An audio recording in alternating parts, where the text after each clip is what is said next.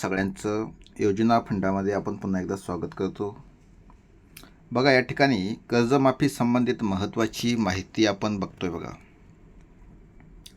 आणि हे बघत असताना आपल्या अनेक शेतकरी बांधवांना कर्जमाफी संबंधित KYC करताना अडचणी येत आहेत. आता KYC करताना काय अडचणी येतात आणि त्या संबंधित आपण काय काळजी घ्यायची, या संबंधित आपला हा व्हिडिओ आहे.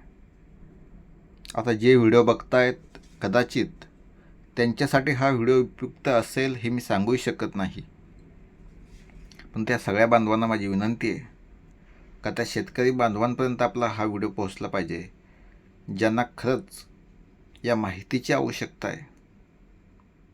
तर आपल्या आसपास जे व्हॉट्सअप ग्रुप असतील, फेसबुक ग्रुप असतील, त्याच्यामध्ये पहिल्यांदा हा व्हिडिओ शेअर करा.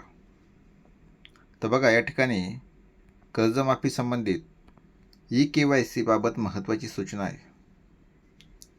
दुसरा व्हिडिओ माझा उद्या येणार आहे, तो व्हिडिओ खूप महत्त्वाचा असणार आहे, खूप म्हणजे अति महत्त्वाचा. KYCमुळे काय होतं आहे किंवा अनेक शेतकरी बांधवांना या ठिकाणी कशी अडचण येते त्या संबंधित आपला तो व्हिडिओ असणार आहे.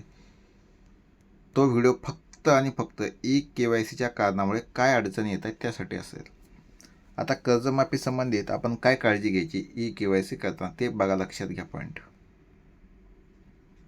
बघा, कर्जमाफीची KYC करताना खालील बाबी काळजीपूर्वक तपासा. सर्व माहिती अचूक असल्यासच KYC पूर्ण करा, अन्यथा संबंधित बँक किंवा विभागाकडे तक्रार नोंदवा. आता कशी नोंदवायची ते लक्षात घ्या. बघा, पहिल्यांदा बचत खाते क्रमांक म्हणजे सेविंग अकाउंट नंबर ते बरोबर असेल तर यस करा. जर नसेल तर या ठिकाणी नाही म्हणून ऑप्शन असतं, तो तुम्ही क्लिक करायचा. आणि जर तुम्ही नाही क्लिक केल्यानंतर खाली त्या ठिकाणी तुम्हाला कंप्लेंट नोंदवण्यासाठी किंवा काय अडचण आहे ते सांगण्यासाठी तुम्ही त्या ठिकाणी नमूद करू शकता. बघा, ती कंप्लेंट समजा तुमच्या लक्षात आलं की नाही केल्यानंतर तुम्ही खाली त्या क्रमांकाला कॉल करून कंप्लेंट करू शकता. त्यानंतर तुम्ही बघायचं की कर्ज खाते क्रमांक जे तुम्ही लोन घेतलं आहे ते बरोबर असेल तरच तुम्ही या ठिकाणी टिकमार्क करायचं, हो करायचं. जर तुम्हाला त्यामध्ये काही नंबर वेगळा दिसला तर तुम्ही डायरेक्टली नाही म्हणून क्लिक करायचं आहे.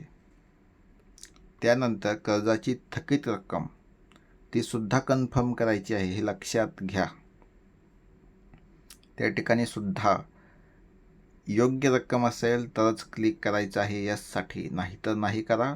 आणि खाली नाही केल्यानंतर एक ऑप्शन तयार होतो. मी पुन्हा सांगतो, ही माहिती खूप उपयुक्त आहे. आपल्या शेतकरी बांधवांना खूप अडचणी येत आहेत, कारण KYCमध्ये जी काही त्यांनी कर्ज घेतलं आहे ती रक्कम दाखवते, त्या ठिकाणी जे काही थकीत रक्कम आहे ती दाखवत नाही. मग लक्षात घ्या, तुम्ही जी मुद्दल घेतली ती मुद्दलच दाखवत आहे, आणि तुम्ही जर ती मुद्दलवर यस केलं तर तीच रक्कम फिटणार आहे. जे व्याजदर आहे ते तसाच राहणार आहे. म्हणजे नंतर ते तुम्हालाच तुमच्या अकाउंटमधूनच त्या ठिकाणी जाणार आहे, लक्षात घ्या. म्हणजे ती माफ होणार नाही.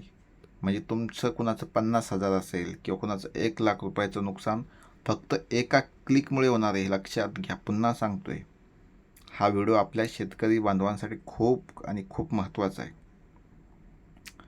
बघा, खाली आहे आधार क्रमांक. तो आधार क्रमांक कन्फर्म करून घ्यायचा तुमचाच आहे.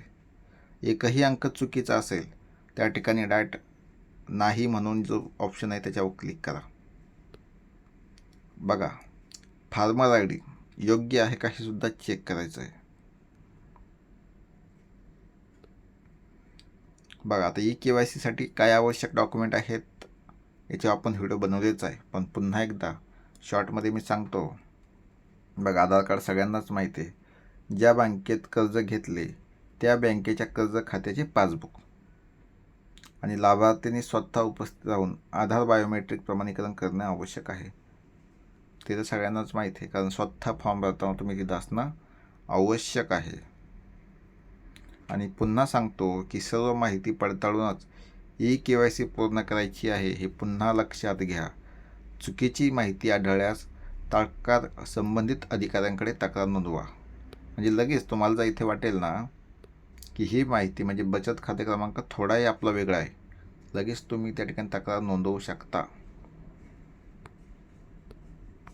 आणि ही माहिती आपल्यासाठी उपयुक्त आहे. नक्कीच आपल्या चॅनलला सबस्क्राईब करा, कारण हे चॅनल फक्त आपल्यासाठी म्हणजे जे विद्यार्थी आहेत, शिक्षक आहेत, त्या बांधवांसाठी आपण काम करतो आहे. हा व्हिडिओ फक्त त्यांच्यासाठीच आहे.